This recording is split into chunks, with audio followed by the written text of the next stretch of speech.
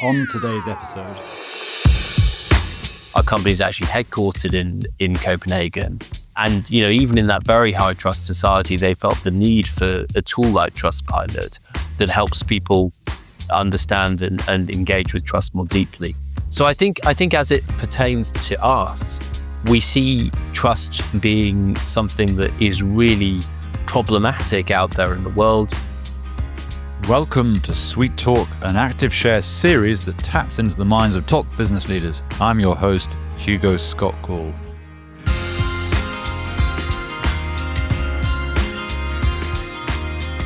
Today, I'm delighted to welcome Adrian Blair to SuiteTalk. Adrian is the CEO of Trustpilot, the largest independent customer feedback platform in the world, with more than 300 million customer reviews. Adrian has held a number of senior executive roles throughout his career, including Global COO at Just Eat, CEO at Dext, and Chief Business Officer at Sarah. We are lucky to have him on to discuss how he's become the successful business leader he is today. Adrian, thank you very much for joining me and welcome to the show. Thanks, Hugo. Delighted to be with you. So, I'd like to start not quite at the beginning, but fairly near the beginning. What led you to Trustpilot? What attracted you to Trustpilot? What is it in the business model, growth potential that made you leave what you were doing before? And you've had a number of impressive roles, as I highlighted in the intro. Yeah, indeed. So on a personal level, in terms of the match with what I'd done before, Trustpilot is an interesting blend of a kind of two-sided platform with network effects and a software as a service business model. And what I mean by that is we're a platform where, as you say, we're the world's largest independent customer feedback platform. So people leave reviews of companies who they've had an experience with, and companies come on and engage with the platform because they're interested in that feedback. So it's a classic sort of two-sided digital platform. But the way we monetize Trustpilot, the way our business model is that we charge typically an annual subscription to businesses. So we're not an advertising business, we're a subscription software as a service kind of business model. Now, in terms of my own kind of prior experience, as you mentioned, I'd been Chief Operating Officer globally for Just Eat for 7 years, which is obviously a two-sided platform. And I had also run a SaaS business in the fintech accounting space, Dext, which we sold to HG Capital in 2021. Which is a pure SaaS business model. So I'd done both of those things. And to be honest, I wouldn't want to be doing this role without having experience of both two-sided network effects and SaaS. But the particular attraction of Trustpilot as a business to me is all about the purpose and the mission of the business. Our goal is to be the universal symbol of trust. I think in the age of AI, trust is becoming more and more central, more and more important. Trustpilot has a really unique culture, a really unique way of going about it. And so I just have this huge belief that we're doing something important and good in the world. And we are keen to do it at greater and greater scale. It's also, of course, a massive commercial opportunity. So as a business person, I'm interested in it from that perspective as well. Yeah, so that kind of leads me on to my next question, which is quite, I think, a philosophical one, which is how big is the addressable market for trust? And I'm very interested in the notion of trust, and is in the digital technology powered age, is trust more valuable, more scarce? Is there less trust in society? So the need for trust driven solutions is bigger. I think the answer, from what I know, is probably yes. I think you're going to say yes, but I'm very interested in how you think about the total marketplace for trust. Yes, indeed. So when we talk about the market for trust, I think one thing just to be very clear about up front is we are not in the business. We don't see ourselves as being in the business of buying and selling trust. If you think about trust and what it is, it's quite a nuance. It is a mix of heart and head. It's something that you build and earn. You don't buy it and sell it. It can't be traded. I often say to the team internally, if a sentence contains the word trust, try substituting the word love and see if it still sounds right. You obviously can't buy love. So we don't see ourselves in business selling trust. What we are doing is we're helping businesses to more deeply understand trust and to engage with trust and build trust, earn the trust of their customers. So we provide a platform that is very effective at enabling companies to do that. Now, how large is the addressable market for that? Well, if I say to a typical CEO, how important is trust to your business? They typically say, well, actually, not only is it important, it's actually the most important thing. Without trust, no one will buy our products, no one will want to work for us, no one will want to invest in our company. And then I say, well, how deeply do you understand it? They start to look a bit sort of shifty and uncertain at that point because, they might understand their financials incredibly well because they've got a CFO and, a whole department in their business devoted to it. But how well do they understand trust? Typically not very well at all. So how large is the addressable market for that? I would say it's relevant to almost every business on the planet. It seems what you do is a very good example of kind of what technology was meant to do, right? It's price discovery or it's informational asymmetry resolution or something that's really important. It's a bit like, advertising 75 years ago.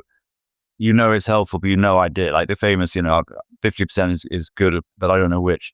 This is resolving these big informational asymmetries. Customers may really trust a company, but the company doesn't know if they do, and it doesn't know why. So it seems to me that resolving that, as you just said, how many companies would love to know, A, how trusted, and B, why they're trusted and how that's changed? Indeed. And they'd also, if they are trusted, they'd like to be able to shout about it and tell people that in a very credible way. Because what frustrates a lot of people in companies is they might be providing a great service and they'll measure internally, they'll have some little NPS tool that's measuring interactions and they'll see that people are happy. But you'll never see a company putting on a billboard, our NPS is 80%, because no one will believe them. Nobody knows what that is. And, everyone would say that they're good, but how do you know it's true? One thing that Trustpilot enables is a way to credibly communicate to the outside world that you're very good at what you do. So people get a Trustpilot score. And if it's a good Trustpilot score, they typically want to shout about it. So you see it in TV ads, you see it in billboard ads and digital advertising and all the rest. Have you done research on high trust societies, low trust societies, the differences? Because there are some places still in the world where I think in domestic flights in New Zealand, I'm not sure if you have security or maybe you don't even have security. Whereas if you think about the US before 9/11, you didn't have internal security on flying and now you do. So we thought about how societies are high trust and low trust, what drives that and how that's changing, and are with a polarization, and you read politics, philosophy, and economics to a degree. Polarization of politics is that leading overall to just falling levels of trust in societies. And that's not just a kind of broad philosophical question. It's just very relevant for you and your addressable market. Yeah, indeed. So you're absolutely right. I mean, we see declining trust in all kinds of institutions across different societies. There remains, of course, a massive gap between high trust societies, low trust societies. I happen to grow up in sub-Saharan Africa in a small country called Lesotho, which I would say is a very low trust society. So I have a kind of visceral experience of what that feels like. But interestingly, Trustpilot emerged out of Denmark, which is arguably, the ultimate high trust society. And yet they felt the need. Our founder, Peter Mollman, is Danish from Copenhagen. Our company is actually headquartered in Copenhagen. And, even in that very high trust society, they felt the need for a tool like Trustpilot that helps people understand and engage with trust more deeply. So I think as it pertains to us, we see trust being something that is really problematic out there in the world. Lots of institutions are seeing trust erode. Technology in some ways is making it easier for people to fake trust.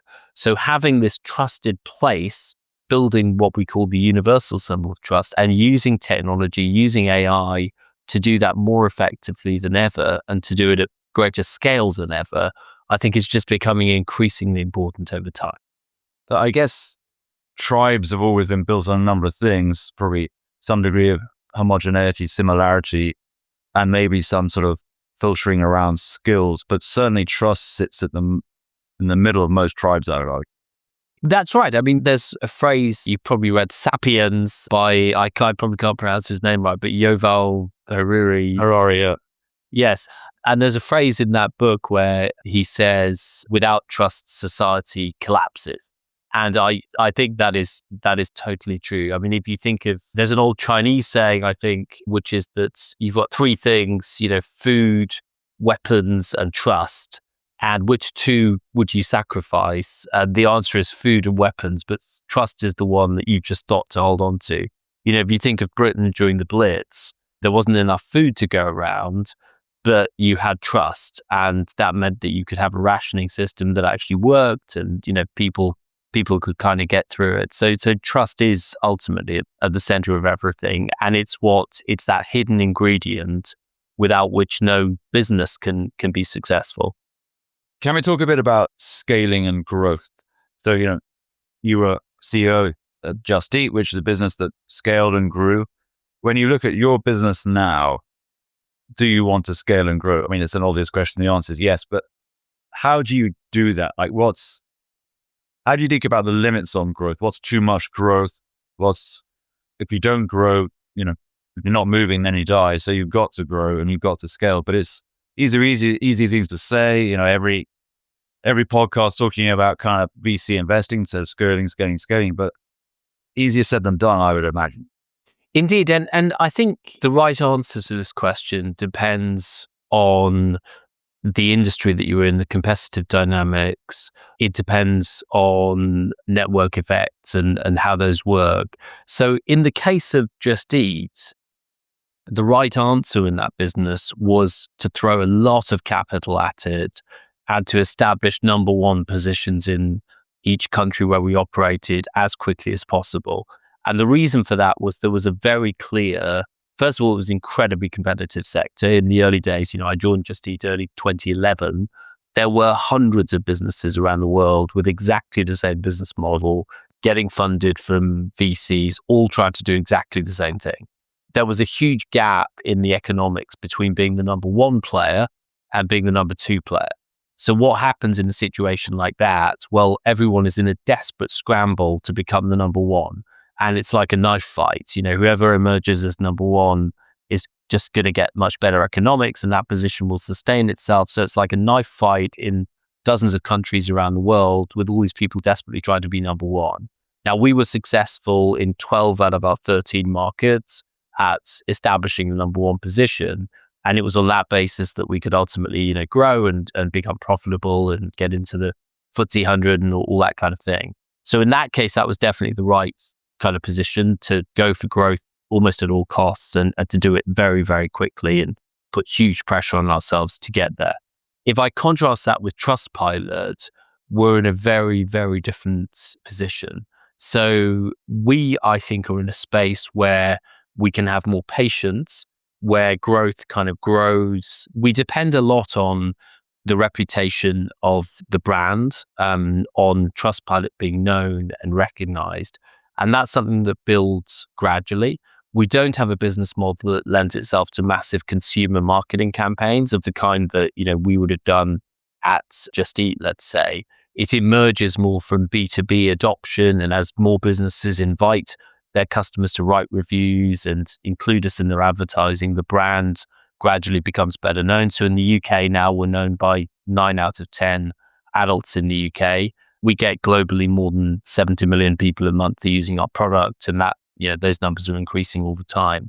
But it's more of a gradual snowball kind of effect, kind of growth, rather than this kind of blitzscaling approach that is appropriate here. And it's not the same kind of competitive context. So there is only one business in the world that I'm aware of that's aiming to be the universal symbol of trust, and that's Trustpilot. So we're not in a space where there are, 100 other companies all trying to do the same thing, like there was in food delivery. So your constraints on growth are not so much capital. This is not capital intensive growth.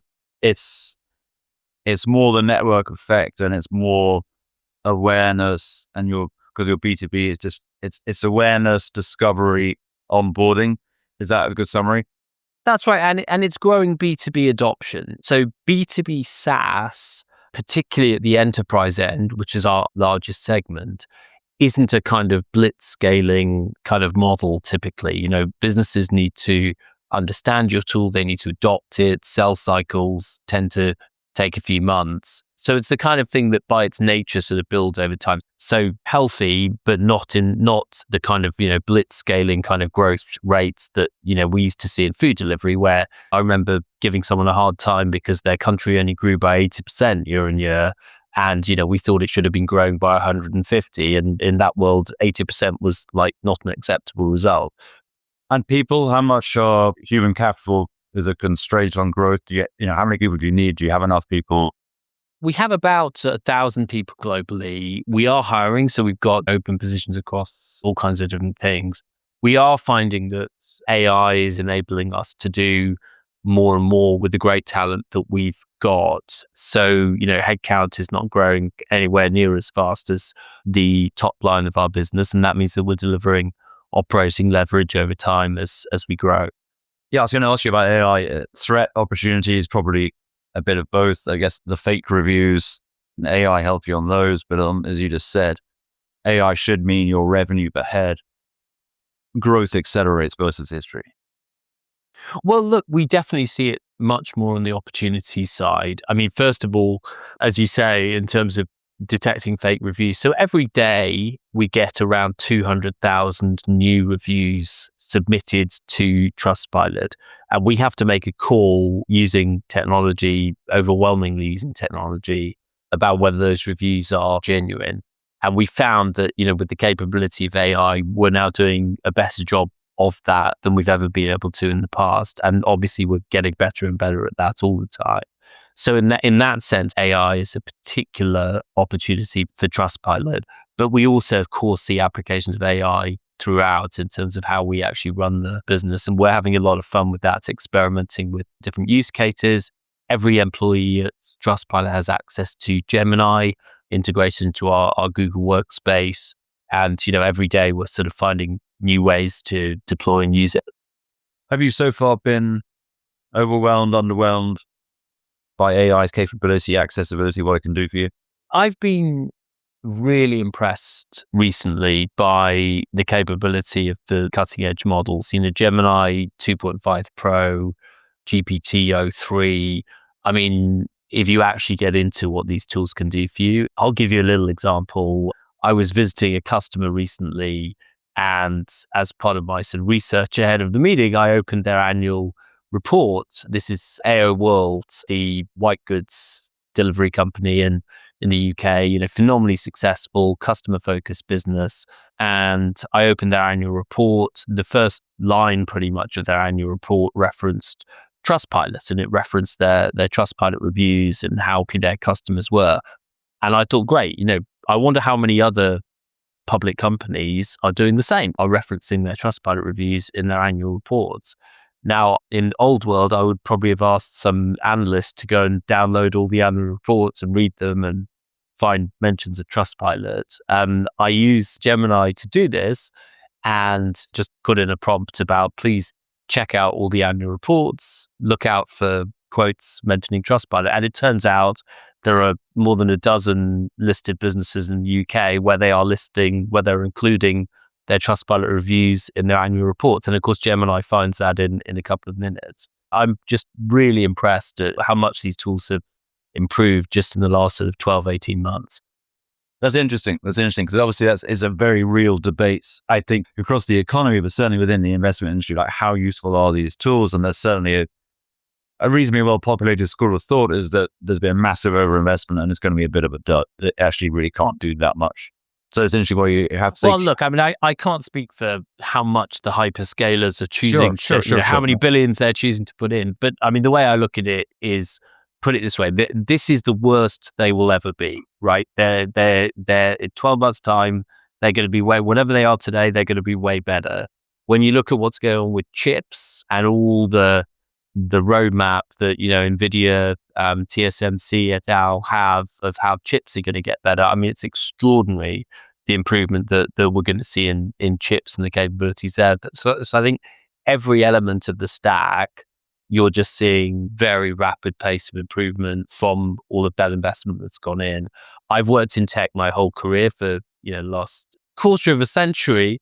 And this is probably the most exciting time of that whole, a lot of exciting things have happened in that time, but this is the most exciting. It's the real thing.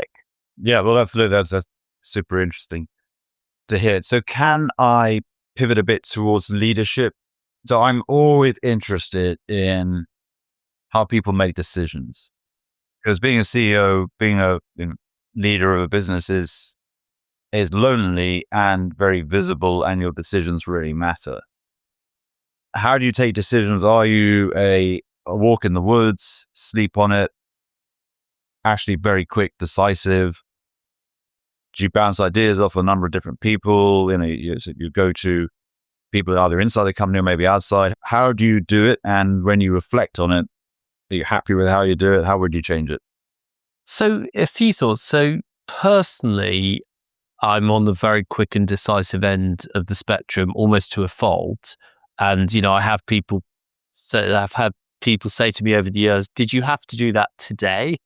Like, couldn't you have waited till like tomorrow maybe and, reflected a bit more or whatever? So that's something, a bit of self-awareness. I sometimes have to check that and say, okay, you've decided, but maybe just wait a day and see if it still makes sense, tomorrow. But look, I'm a big believer in involving the right people. You obviously can't run a company as a democracy, although we have a bit of fun with that at Trustpilot. On some decisions, we like to sort of throw it open to the whole business and say, what do you guys think? But, when it's some important business decision, you want to make sure that you're involving in that decision whoever knows the most. And it's often an executive team member. It's not necessarily an executive team member, but whoever the expert is on that thing in your business, you've got to make sure you're involving them, you're listening to them. I think this concept of psychological safety is important, where one of the occupational hazards of being the CEO is, as you get more senior, people, human nature, are less and less likely to just tell you what they really think, because they're worried, what you might think of them or what you might do with the information or whatever. So part of what you've got to create as CEO is a culture where there's enough psychological safety that people can tell you your idea was rubbish. They don't like the way you've done something. It's very important that people can have that kind of honesty. So I think you've got to have candid, robust debate. I like to float ideas around that might not be good ideas and just see what people make of them. So, I'll say, well, what about doing it this way? Doesn't mean I think it's a good idea, but I like to kick it around and see sort of where the debate goes. But there are some decisions that only, I actually prefer most decisions not to be taken by me. I mean, it really doesn't scale if the CEO is taking all the decisions. So one thing that we clarify within our executive team on our agendas is, who is leading the topic and who is the decision maker on the topic. And sometimes that's me, but most of the time that's a member of the exec. And that leads to them then, really taking responsibility for that decision. So I don't want personally to be taking most of the decisions in the business. But when it is my decision, that's very much my style. I involve the right people, psychological safety, kick around ideas, explore lots of different options, and then I'll make a call very quickly. And if I'm on a good day, if I'm being self-aware, I'll say, hang on a minute, just maybe wait a day and see if you still think you're right tomorrow. And is that because that's just kind of how you are, how you're born? You like getting stuff done? Because there's a little bit of a sugar rush in taking decisions. We did something today. You decided something. This feels good.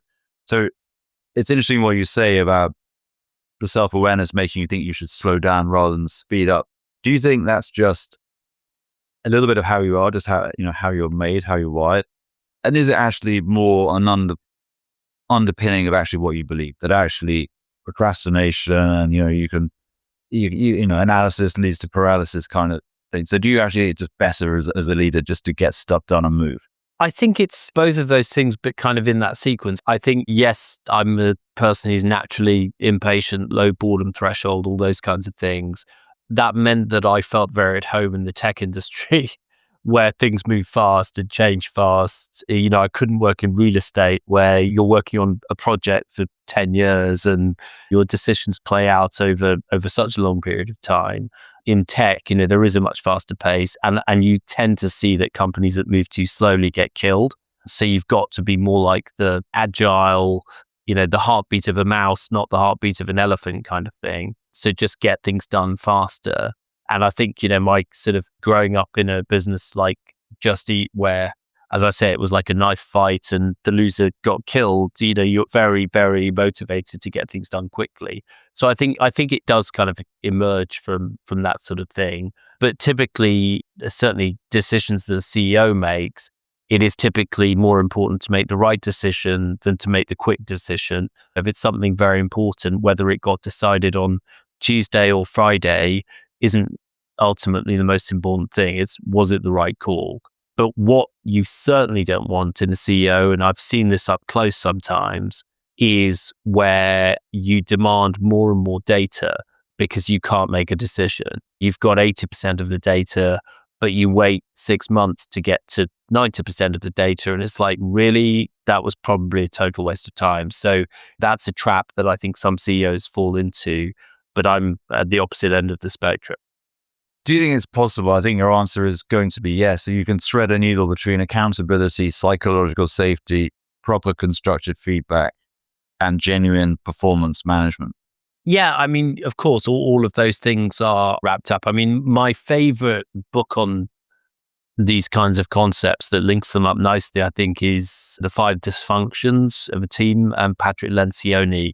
I don't know if you've read that one, but appropriately for Trustpilot, the sort of foundation of it all is trust, because without trust, then you haven't got the psychological safety that leads to kind of honest debate. And it's only when people are having honest debates and getting the options out in the open and feeling free to express themselves that you get actually commitment to the outcome, to what you've agreed. And then it's only if there's real commitment that you get the kind of attention to results that's needed and the accountability that goes with that. So yes, it does all sort of logically fit together, but it starts with trust and the ability to actually have a robust debate and people feeling like their perspectives have been truly heard. Have you got better at assessing people? Oh, sure. Yeah. I mean, I think that's a muscle that you've got to build as you go through your career. I think at the very beginning of your career, your success is, a lot of it is determined by your genetics, energy, academics, whatever. Then you grow in experience and you learn from that experience, and that starts to shape how well you're doing. And then you make career choices about which companies to join, and that starts to shape how well you're doing. But then you realize that actually a huge part of, particularly as you get more senior, a huge part of how successful you are is really just your people decisions. It's your people choices. Who did you decide to promote? Who did you decide to hire? Who did you decide to fire? And how well you've done those things becomes a huge determinant of how successful you are in these roles. So to some degree, if your judgment isn't improving on that stuff over time, it really limits you in your career and how far you got to scale. As with anything, the more of it you do in the real world, if you sort of reflect on it appropriately, you're very candid with yourself about where you've got things wrong, where you've got things right, you grow the muscle, you get better judgments at it over time. And are you pretty open and transparent with people? Because some people-related decisions are quite straightforward, meaningful underperformer or meaningful outperformer. But when it's fine lines, you need to choose one out of 4 people who are all very, very close to each other. And in my very simple example, you choose one and you don't choose the other 3. How do you manage the other 3 when it's a close run thing? Well, at this level, it usually isn't. There were 3 and you chose one of the 3. So what do I mean by that? Well, as CEO, you're managing C-level folks. It's quite rare that if you're looking at succession into a C-level position, that there are 3 credible successors within that person's function. I mean, good job. If the person has been successful in that way and has 3 potential successors, then great job. But that usually isn't the case. You've usually got one sort of clear internal candidate, and the judgment call is more between do we go for the internal candidate or do we look outside? So, at Trustpilot, I had that call to make, for example, with our chief trust officer. When I arrived, we had someone in that role who decided to move on. And we had an internal candidate, and, I had to make the call about internal versus external. And I made the call to promote a new Joshi into that role, who's doing extremely well in that position today. And that was one of those classic judgments about, inside versus outside, and thinking, actually, we've got a great person internal. Are you a warrior? Do you sleep well? I think I compartmentalize well. The only exception for that personally has been, as you mentioned at the beginning, I spent a while as chief business officer at a business called Serra. Serra is the, I think, second largest provider of social care in the UK, as well as being a technology business that develops technology. Now, in that position, I was directly responsible for around 7,000 people who were giving care to the elderly and vulnerable in their homes across the UK. I found that very hard to deal with on a personal level, because you have direct responsibility for life and death situations where, you're being regulated, and on any given day, some amazing good things will happen and some bad things will happen as well. And I found that very hard on a personal level, just dealing with literal sort of life or death consequences. I've been left with massive respect to people who live that day in, day out, throughout the healthcare industry. But I realized that's not the kind of thing that I'm sort of cut out to do. Whereas in these digital businesses, all the others I've worked in, Spotify, Google, Trustpilot, Just Eat, it's a very different thing. It's yes, of course you have problems and challenges, but they're ultimately operational, financial, business challenges. And those typically don't cause me to lose sleep. Well, Adrian, I want to say thank you very much for coming on the show. Thank you very much for being very open. I find these conversations with successful CEOs really interesting. How people make decisions, what they do or they don't do, how do they wrestle with these things? And you gave us some great answers there. So thank you for that. And thanks for coming on the show. It's been great. Thank you very much. No, I've enjoyed the conversation. Great questions. Thank you. Yeah, of course. I have to see what the reviews are like. That's a joke. Thank you for listening to today's episode of SuiteTalk. If you found this discussion inspiring and informative, be sure to subscribe to our podcast and leave us a review. Your feedback helps us bring you more engaging content and connect with top business leaders. Follow us on social media and visit our website for more episodes and content. Until next time, keep exploring, keep learning, and keep leading. This is Hugo Scott Hall, signing off from SuiteTalk.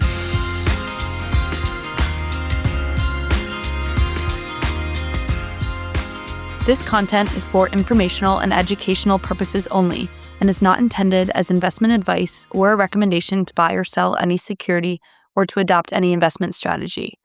Investment advice and recommendations can be provided only after careful consideration of investors' objectives, guidelines, and restrictions.